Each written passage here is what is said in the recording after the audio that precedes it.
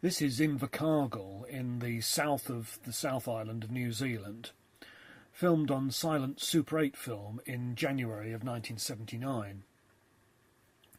At the time, the government-run New Zealand Railways were operating the Kingston Flyer as a steam heritage service, running 2 trains daily for over 80 miles between Invercargill and Kingston on the southern tip of Lake Wakatipu. The original Kingston Flyer had operated on this line from the late 1890s till 1957, and the heritage operation began in December 1971, a couple of months after steam had officially finished on the New Zealand railway network. It was, however, part of the National Transport Network, so you could book connecting bus and rail services, and on the day I travelled, the bus from Te Anau was running late, so they held the flyer at a level crossing on the outskirts of Invercargill for me to get off the bus and board the train at the roadside. At Kingston, the local railways manager came out in a car to complete my journey to Queenstown, as it was more economic than sending the bus for a single passenger. The locomotive on this train is AB Class 462 number 795,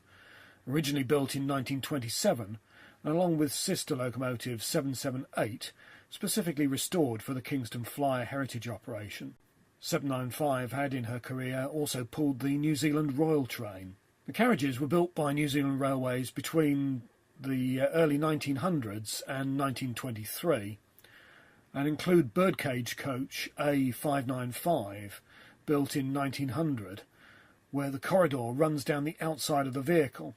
protected from the elements simply by an open handrail and mesh side panel. The Kingston Flyer ran every summer between 1971 and 1979, attracting around 30,000 passengers annually, and being probably the most famous of New Zealand's heritage operations at the time. However, flood damage just a couple of months after I took this film spelled the end of the full-line operation,